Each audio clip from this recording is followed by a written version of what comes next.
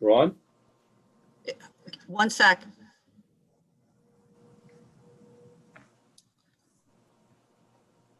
We are. Okay, good. We're still in morning. Good morning, everyone. Doesn't feel like morning. I've been through so many meetings already. I feel like it's already evening.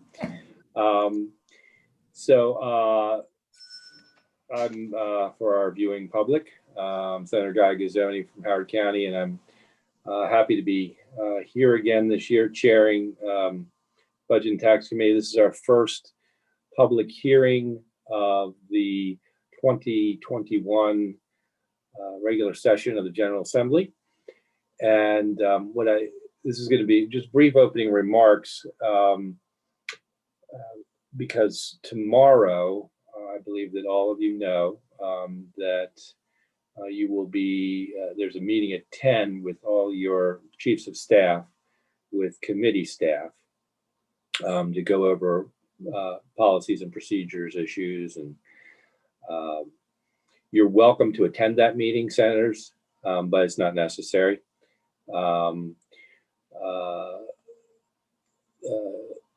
They'll certainly be able to get need. Let me just say welcome to everybody, and let us in particular welcome two new senators to the committee, Senator Young and Senator Quarterman. Senator Young from Frederick and Senator Quarterman from Washington County. We're really happy that you're here with us. Just as far as a little bit of subcommittee assignments, Senator Young will be joining the Health Subcommittee. Senator Quarterman will be joining the Education Subcommittee. Also some slight adjustments. Of course, we'll be missing Senator Miller this year, but because of that, that creates some movement. And Senator Eckert will be joining the Capital Subcommittee. And Senator Quarterman, actually, you're going to be also filling the gap that Senator Serafini was in or played on the Pension Subcommittee. So with that, I think we can get going. I do want to mention that written testimony is available on the floor system, and that you just need to type the bill number to go to the committee testimony and go to the committee testimony tab. So that's where that will reside. Today we have 6 bills. Hopefully this will go pretty smoothly. We decided to sort of, quote, do some easy ones for the first go around. All 6 of these bills passed the committee last year unanimously.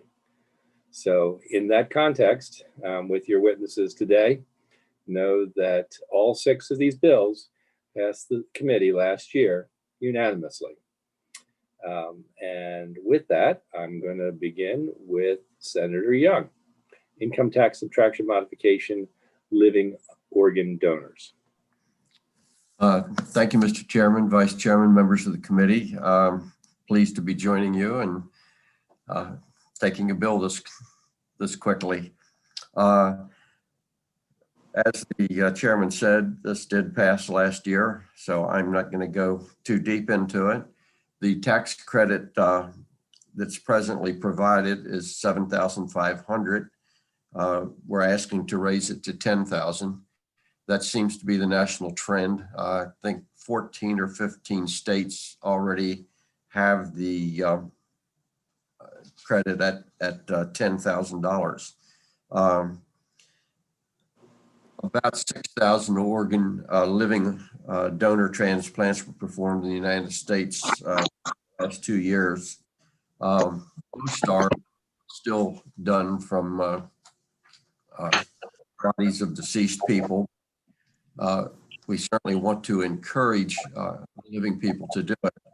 There are over 100,000 people waiting for organs, and anything we can do to incentivize more people to donate it's helpful. It's a very expensive process. It can cost somebody as much as $20,000 to do this in terms of time off, hotel bills, hospital bills, so forth. So giving them an additional break to encourage their donations would be of great help. And 22 Marylanders die each day because organs aren't available for donation. So anything we can do to increase organs would be helpful.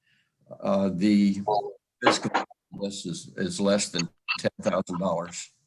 So with that, if there are any questions, I'd be glad to take them. Questions from the committee?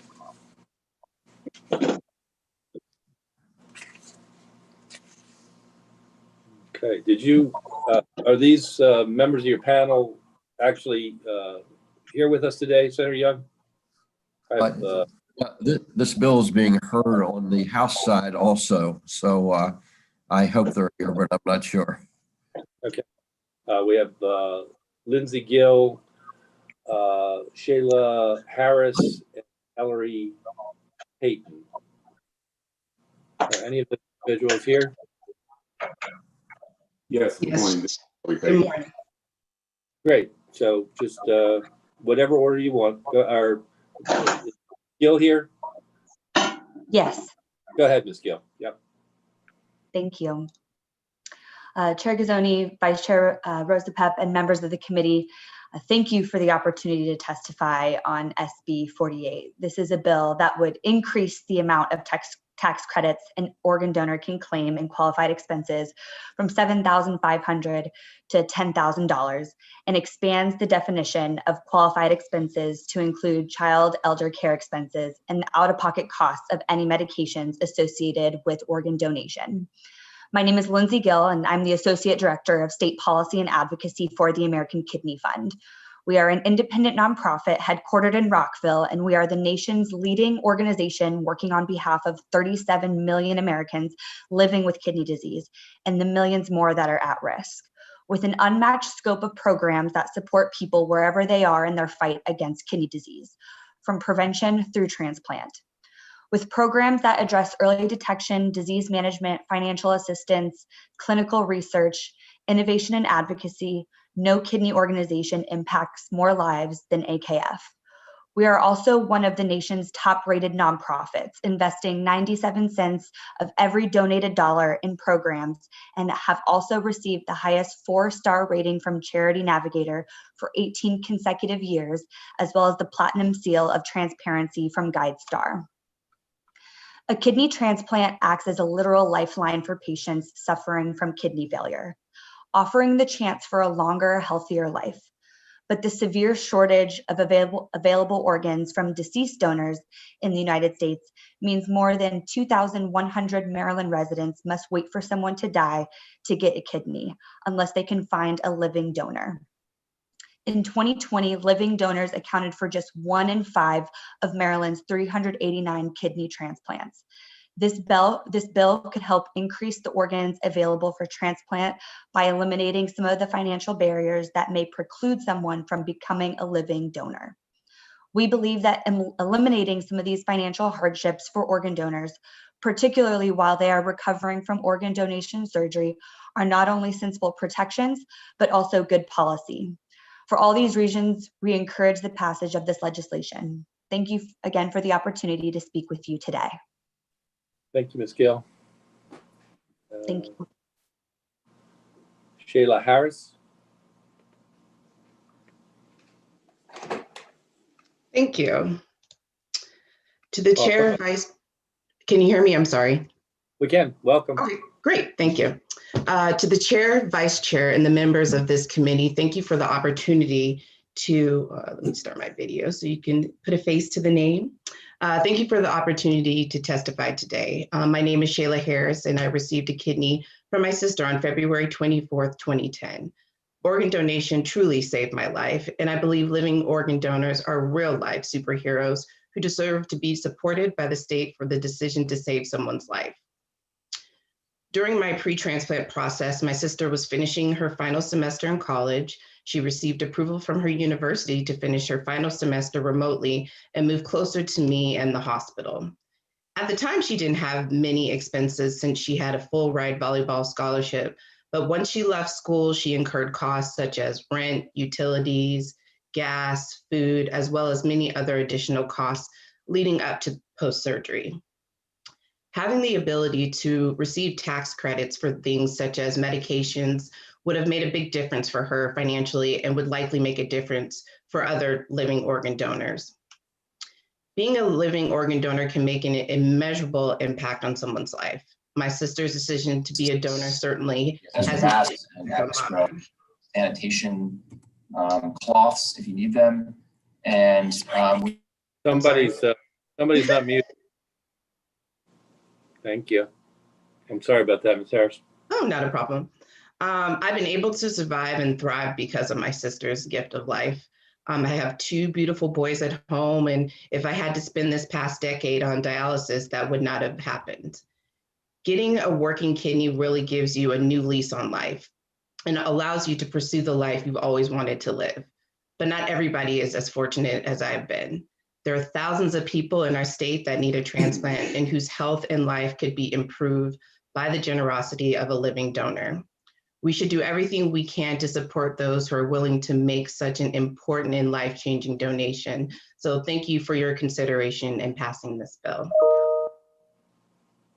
Thank you so much. Ellery Payton.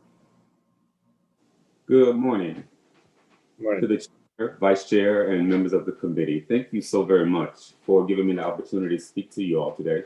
My name is Ellery Payton, and I am a two-time kidney transplant recipient. I was very lucky to be, I'm very lucky today to be able to testify. Oh, yes, I will. I'm sorry. I'll start the video. Okay, thank you. Very lucky to be able to testify today. And this is only because of people like Carolyn Pruden and Kellen Leach, who donated their kidney to me. My first kidney transplant lasted almost 10 years. When it failed, I went back on dialysis for 18 months. But because of those 10 great years, I knew that I had to work hard to find someone to donate a kidney to me. Research shows that kidneys last longer when they come from a living donor instead of a deceased donor. You also have no control as to when that call might come when you have a deceased donor kidney available. So I took the situation into my own hands. I called, text, and messaged everyone that I knew, anyone on social media, to find someone, thinking I could get a new kidney was so very important to me. I'm so lucky that Carolyn and Kellen said yes when I heard from them, and the transplant was delayed because Kellen had to get his finances and for his costs to cover his recovery after the actual transplant and surgery. I had the great fortune that nothing happened during the 2 months that I was waiting on him to get ready, and I had to wait, but something very well could have happened. People on dialysis are prone to infections and can also have detrimental side effects from doing dialysis 3 times a week for 4 hours each trip. I don't wish those long 2 months on anyone. And while this legislation would not have immediately put cash in Kellen's hands, it would have given him some peace of mind that he could have written off some of the expenses, such as cost of medications and aftercare that he was going through during the experience. Please support this legislation and support people with kidney disease, because a new kidney is a new lease on life. I hope everyone can have the experience and generosity and kindness of people like Kellen and Carolyn. Thank you. Thank you so much. Any questions for the panel? Just forgot to mention this, I guess, also from the beginning. Please use the raise hand function that is in for questions, that's in the bottom part of the screen. Also know that we won't be able to use the chat function. That would be a violation of the Open Meetings Act. So that's not a viable use for us. And the other thing that I've forgotten also is just as we move along, we're doing 2.5 minutes per individual for testimony for all bills. So, and I don't see any questions for this panel. So we will thank you very much. We appreciate you coming, appreciate you sharing your personal stories. Thank you. Thank you. Enjoy the rest of your day. All right, we are now on to Senator Kramer, Senate Bill 176, Income Tax Subtraction Modification, State Law Enforcement Officers. Senator Kramer. Thank you, Mr. Chairman. Good morning to the committee. Ben Kramer here for Senate Bill 176, and I just want to begin by saying thank you to the committee for unanimously passing this bill last year, and it did pass unanimously off the floor. And just very briefly, the bill provides a subtraction modification for up to $5,000 for state law enforcement personnel. We provide this opportunity, this subtraction modification for local law enforcement officers as well as the Maryland Transportation Authority. But it seems like there was an oversight that we never extended it to those state law enforcement personnel who live in a subdivision where the crime rate exceeds that of the state average crime rate. So with that, I'm not going to take up any more of the committee's time. You're familiar with this legislation. Again, I thank you for its passage last year. And just in case, and I don't know whether anyone has signed up, Mr. Chair, to testify in support, but I will remind them that as the chair mentioned, these are bills that did pass last year. So please keep testimony brief and respect the committee's time. With that, Mr. Chair, I thank you and I thank the committee. Thank you, Senator Kramer.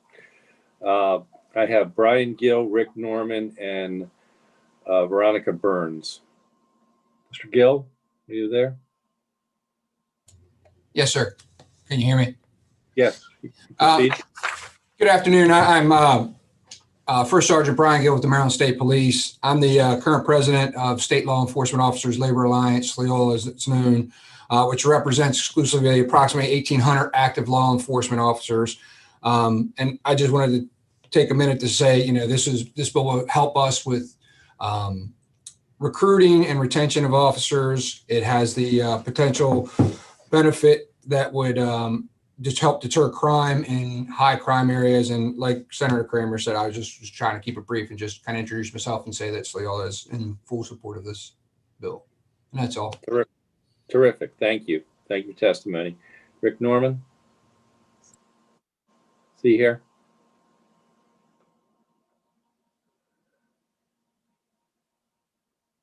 Okay, how about Veronica Burns? Good afternoon. Good morning, Chair and members of the committee. I'm also a corporal with the Maryland Natural Resources Police and the treasurer of the State Law Enforcement Officers Alliance, which our president just testified in full support of that. I'm also a member of FOP Lodge 130 as a part of that FOP and the legislative committee. The Maryland State Lodge of Fraternal Order of Police has also asked me to testify today and ask that you find this favorable. Thank you. Thank you. Questions for the panel? Okay, thank you all very much. We appreciate it. Thank you, Senator. Senator Rick Norman is here. Okay, great. Okay. Mr. Norman? Yes. How are you, sir? Good. Can you hear me? Yes, can hear you. Thank you. Yeah. I guess I'm up, sir. I want to thank you for allowing me to talk. I'll be brief. We support Senate Bill 176 to add, state law enforcement officers. I can tell you that, I spent 28 years on the Maryland State Police, 3 years of which it was where I lived in Carroll County. So I was all over the state. We have state troopers all over the state of Maryland, and this will benefit all of those, that even though they may not live in a particular jurisdiction, but they are active law enforcement all across the state. I did a lot of different things in Carroll County where I wasn't assigned, but I was still available. So again, the Maryland Trooper Association supports Senate Bill 176 and hopes for a favorable report. Very good. Questions? Thank you all very much. Thank Okay. you, committee. Now, this is my bill, Senate Bill 257, Sales and Use Tax Vendor Collection Credit Job Training. This is the one you may remember. We have something referred to as a qualified job training organization in the state. Turns out there's really only one of them. It's Goodwill. We all think of them as an organization that sells donated items, and in fact that's what they are, but that's just the mechanism for them to do other good work, which has to do with job training. This basically will give them a break on sales tax collection. The bill is limited to a value of a total of $250,000. And the interesting thing that I find about it all is that, you know, how adults can get a GED. What they're trying to put together is a school that will allow adults to actually completely finish their high school diploma. And they've been working on this for a number of years. The funding that this would help, that will be generated through this bill, would help them complete that. I believe the facility is located in the city. And I think that's about it. Any questions? Okay. I have no witnesses for this, and we'll move on to the next bill.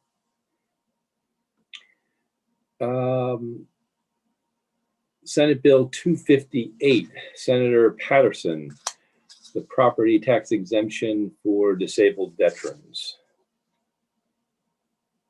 Senator Patterson, you out there?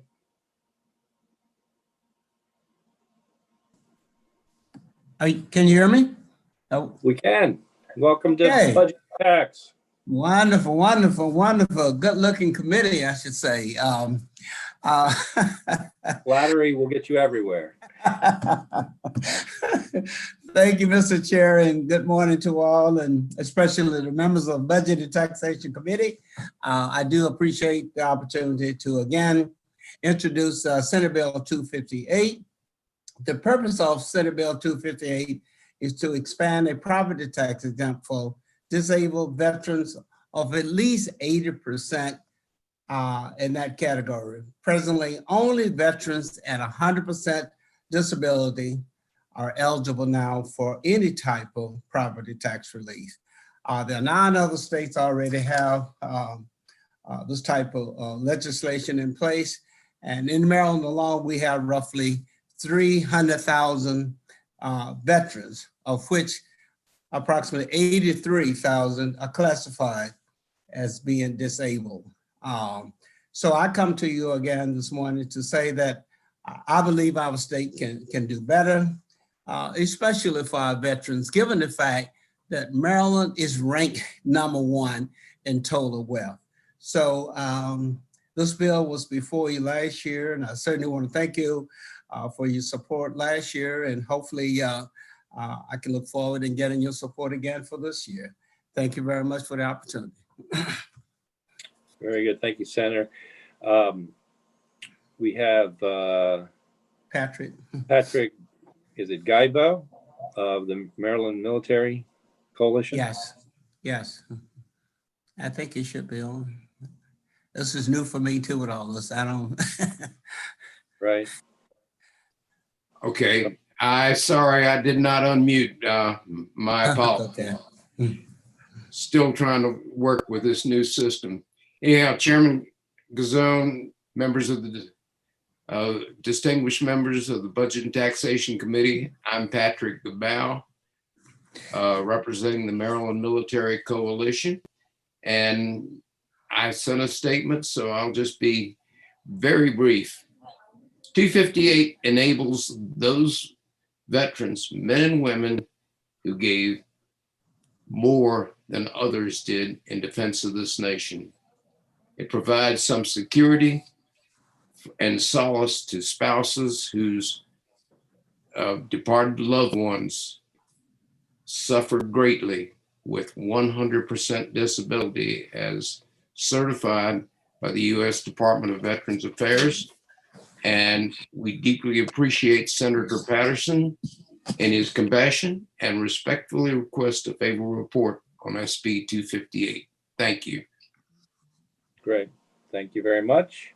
Any questions? Okay, we have someone signed up unfavorable from the Maryland Association of Counties. Kevin. Thank you, Mr. Chair. Members of the committee, Kevin Canale here on behalf of the Maryland Association of Counties in opposition to Senate Bill 258. And right off the bat, I'll say that our opposition to this bill has nothing to do with the overall goal and intent of this legislation. Our opposition is merely based on the fiscal note. So as you all know, counties have been on the front lines of this pandemic. We've been expending significant resources to address immediate public health and safety concerns, and then also to restore our economies in a manner that is fair, equitable, and prosperous for all. We want everybody to get back to normal, and we're working hard to do that. At the same time, like the state, counties face a lot of uncertainty when it comes to our revenues and then the economy generally. So according to this fiscal note, if you expanded this exemption, it's about a $10 million hit for counties. It's not as much for the state, not even nearly as close, but for counties, it's significant. And the fiscal note also mentions that this program in its current state at 100%, the revenue loss for county governments is about $50 million per year. So at this point, again, it's about the fiscal note. We really this year are going to be concerned with anything that is a significant mandate onto counties. We're happy to work with state policymakers on flexible incentives that we can provide at the local level. And I will say several counties do provide special incentives for disabled veterans, whether that be through expanded property tax credits or income tax credits. But any kind of state mandated cut to revenues at the local level is something that we're going to oppose. So we'd ask for an unfavorable report on Senate Bill 258. Thank you very much for your testimony. Any questions? Okay, thank you all very much. Moving on to Senate Bill 277. Senator Bailey. This is the property tax credit public safety officer definition and limitation on credit amount. You're muted, Senator. Thank you very much. Welcome to be here today and to see all of you all. Hello, Chairman Gazzone and members of the committee. I'm writing to introduce this bill, Senate Bill 277. It is a property tax bill. We had this the same bill last year. It is reference to the public safety officer definition and limitization on credit amount, and would give local governments the authority to determine which public safety officers are eligible for local property tax credits in their jurisdiction. So if you remember back in 2019, I introduced a bill that expanded the eligibility for property tax credit to the volunteer EMTs, and that bill passed. I want to thank each and every one of you for that. Soon as we passed that bill, we heard from other law enforcement officers who were employed by the state, specifically people that protect us right here, the Maryland State Police, and they're not currently included in the list of public safety officers eligible for this credit. Now, not only were they not, but all the other police officers that were working for the state of Maryland. Under the current law, the counties and municipalities can give a property tax credit to firefighters, emergency medical technicians, correctional officers, and police officers, and deputy sheriffs who are employed full-time by a public safety agency and in the county or municipality where that individual resides. This existing property tax credit authority is also available for volunteer firefighters and volunteer emergency medical technicians for a public safety agency in the county or municipality where that individual resides.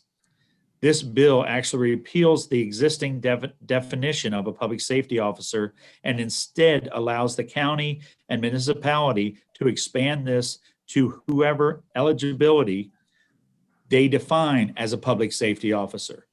This bill repeals the existing $2,500 limit on the amount of property tax credit that may be provided by the local jurisdiction. And this property tax credit is granted at the discretion of the county or the municipal government. There is no state physical impact. And the impact on the local government is limited to how they choose to implement this credit. This bill is identical to Senate Bill 303, which this committee amended last year and which passed the Senate 45-0. I would like to thank Chairman Gazzone for his support and guidance with this bill and this committee and on the amendments that you put on this bill last year. I respectively request a favorable report on Senate Bill 277. Thank you all for your consideration. Thank you, Senator. Good working with you on this. Questions for Senator? We have Rick Norman and Brian Gill. Mr. Norman. Yes, sir. Thank you, Chairman Gazzone, and I want to thank you and Senator Bailey for this bill. Again, on behalf of I'm the executive director of the Maryland Trooper Association. I'm actually a retired Maryland State Trooper, spent 28 years on the job. And on behalf of the MTA, who represents over 1,000 state troopers, this property tax credit would benefit them. Senator Bailey, we reached out to him last year to include state law enforcement officers in there because, like myself, 28 years on the job, I spent 3 years working in the county where I live, which is Carroll County. But, you know, I'm all over the place in various different areas. We have state troopers all across the state working in various jurisdictions that they don't live in, but they still work and they still commute back and forth within their own jurisdictions and take law enforcement action. So I believe this would be good for the counties and municipalities to define the law enforcement officer and for them a property tax credit. So we would ask that a favorable report comes out for Senate Bill 277. Thank you. Thank you, Chairman. Thank you. Mr. Gill. Hi, I'm First Sergeant Brian Gill with the Maryland State Police. I'm the president of the State Law Enforcement Officers Labor Alliance, Loyola, as you know. Recruitment retention continues to be a struggle with state law enforcement, which this will help with that. It also will provide tax credit for our state law enforcement agencies that are already extended to our law enforcement peers in the counties and municipalities. And it also gives counties the flexibility to both qualify who gets the credit and the amount of credit. And nevertheless, this will be beneficial for our state law enforcement partners. And I just request a favorable finding for it, and thank you for your time. Thank you. Questions for the panel? Thank you all very much. Have a good day. Next up is Senate Bill 323, Senator Elfreth, Maryland Arts Capital Grant Program. Thank you so much, Mr. Chair, and thank you, members of the committee. This is a bill that passed out of this committee unanimously last year. It also passed out of the Senate unanimously last year, and I think it's one of those that ran out of time, like so many others. But I think the past 9 or 10 months has really shown the even greater need for this kind of program. The bill will create the Maryland Arts Capital Grant Program for small arts organizations, and we define that as arts organizations that have a $3 million or less annual operating budget. These exist throughout our districts, throughout the state, and we all know that they use the majority of the funds that they have for important programming in our communities, and at the end of the day, don't always have the same budget left over to address critical infrastructure needs like leaking roofs, ADA compliancy, things like that. So this would create a dedicated fund that these arts organizations can go to, operated through the Maryland State Arts Council. I believe you have 17 letters of support. I'm not sure if they're in the committee system. I know my staff emailed them to everyone today, representing arts organizations from around the state. But these organizations create and provide vibrancy, culture, have such a great impact on all of our districts. And this is a way for us to help them maintain their mission and make sure when we do get back to normalcy that they have physical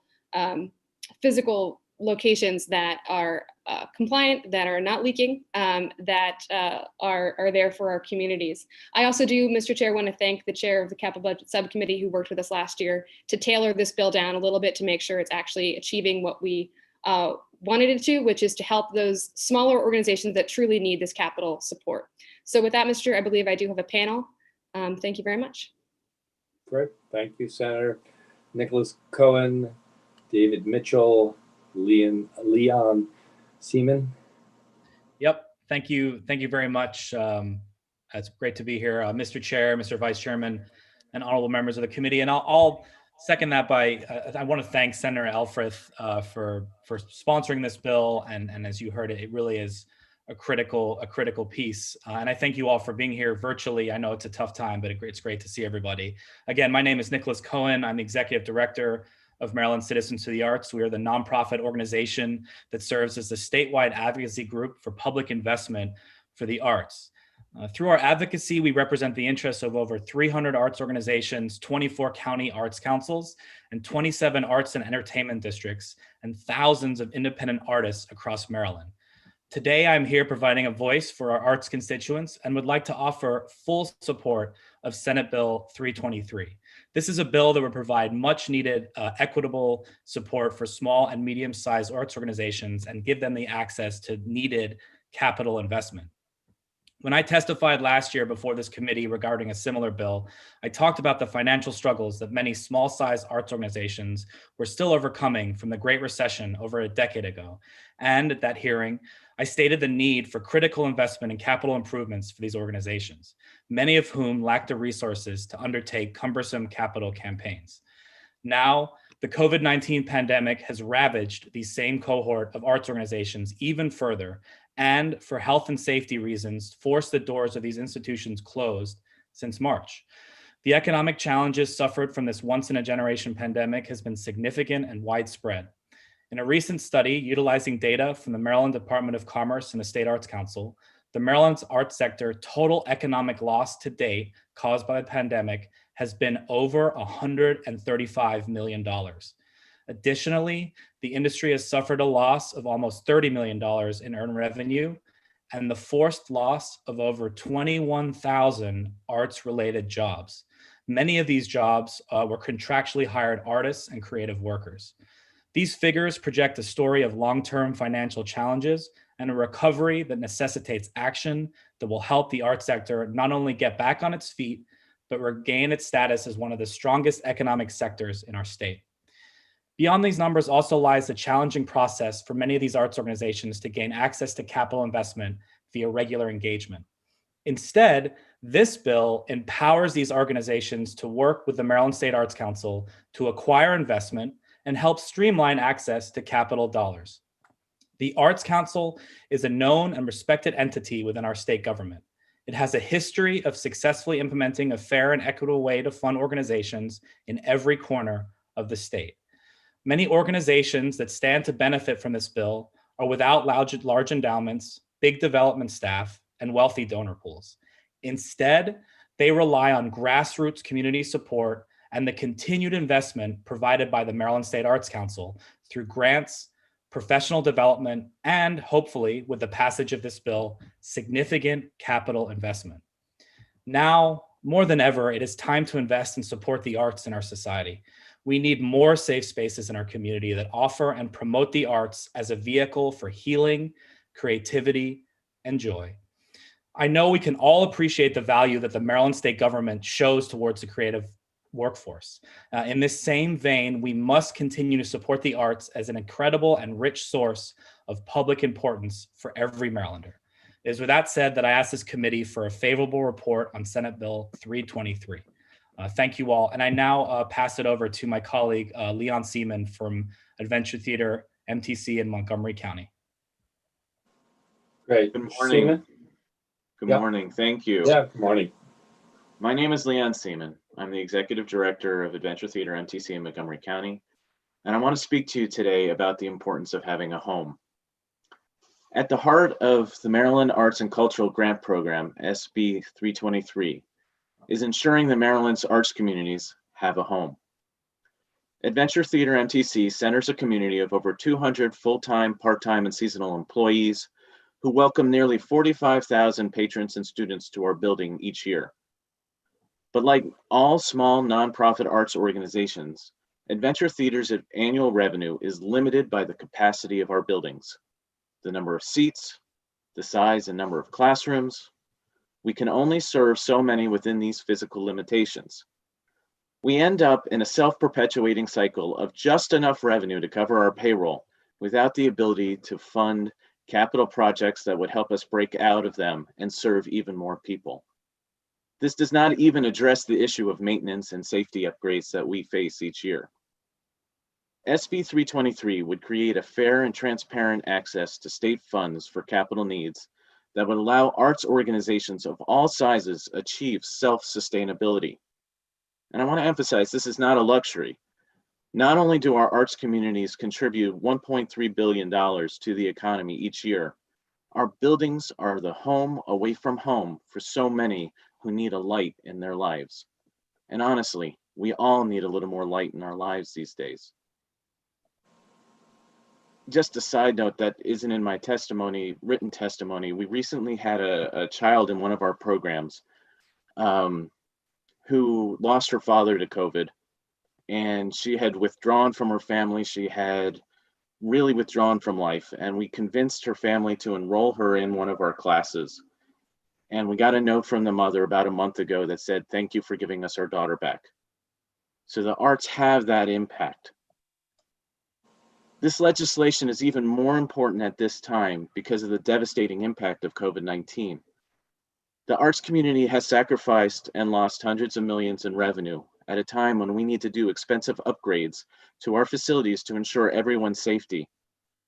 This legislation will accelerate when we're able to safely reopen our doors. And for these and so many other reasons, I ask for a favorable report on Senate Bill 323. I pass to my colleague, David Mitchell. Mr. Mitchell. Hello, thank you, everyone. I'm very happy to be here. Does that sound right on Mr. Mitchell? I'm not hearing him very well. Mr. Mitchell, is there something you need to adjust? Or is there something we need to adjust? I'll try that again. Is that better? Yep, we got you now.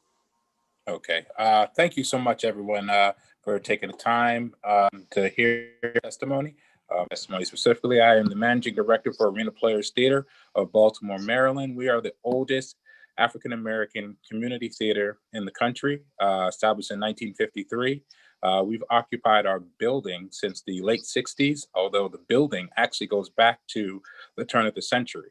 As a arts organization, as a community arts organization, over the years, we've had great challenges in the way of generating capital funding. And so this bill excites us tremendously as we are moving into a capital campaign to repair our building.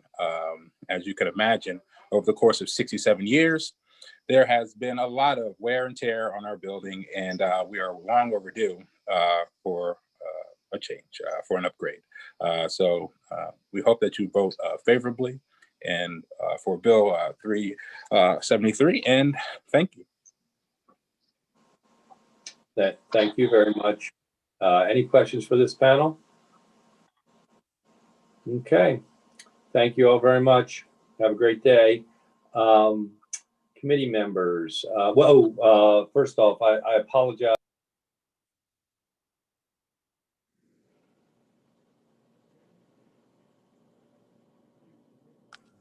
Can't hear you.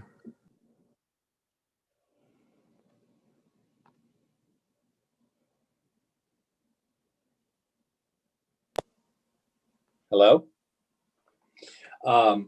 First off, I apologize, Senator Griffith. I think maybe she had a question along the way. I don't know if we can address that now, but I'm probably guessing whoever it was is gone. Yeah, they're gone. And I'll just say I really support this bill and would love to ask Senator Elfreth if she's open to co-sponsors on the bill. I think I was a co-sponsor last year and certainly have strong relationships with the stakeholders, so would have loved to get that in before most of them left, but I'm sure she'll pass my kind words along to them, Mr. Chairman. We're all learning this as we go, so I'm fine. We are, yes. Yeah. Sorry about that. And No problem. I'm over here struggling myself, so the lights keep going out. yeah, I think that's I met with just a couple closing remarks to the committee. Met with staff, obviously prepping for all of this, and I decided the word of the session is going to be nimble, and that's what we need to be. When we're going to recognize things are going to go wrong, but we'll adjust. Hopefully, we'll adjust quickly and move on. Not take any of the little bumps in the road seriously or too seriously, and of course end up with a great work product that we always do. So I'm really excited to have everybody back. So our next time to get together, it would be 2:00 on Tuesday for a voting session. So just keep your eye out for notices as it relates to that. As you know, voting sessions, we really want to do those together. I think there's a lot of value in being able to have a direct conversation where there's not so many pauses in between. Having that conversation is important to me. I do recognize that there may be some extenuating circumstances for individuals at times. Please reach out to me ahead of time, see if we can accommodate that. If you feel you cannot make it in person for whatever reason, but the goal is to have everybody there, and very much look forward to that. I think that's about it. We get the budget, of course, next Wednesday, the 20th. It's an interesting time because not only will we be getting the governor's budget, but with the inauguration of the new president, there's already conversation. I think there's even conversations come out already about a multi-trillion-dollar plan that's going to come down. All of these things are going to affect us.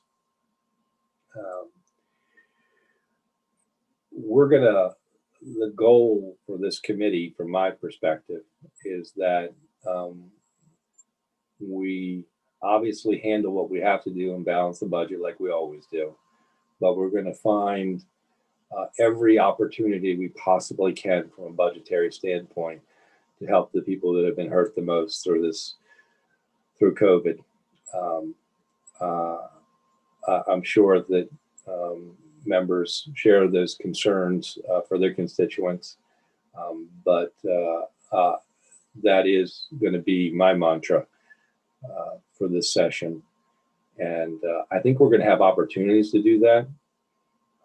Obviously, things were projected to be a lot worse than they were, and that in large part was because of the first CARES Act helped us get to where we are. Now we have a second CARES Act. Now we'll theoretically have a third, if you will, whatever they name it.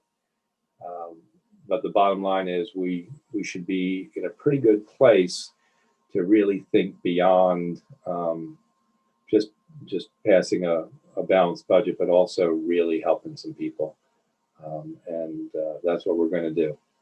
So I'm going to enjoy working with all of you to get to that place. And we will talk soon. Feel free to reach out to me with anything you got. So I'll see you if Tuesday, if not sooner. All right. Take care, everybody. Have a good week.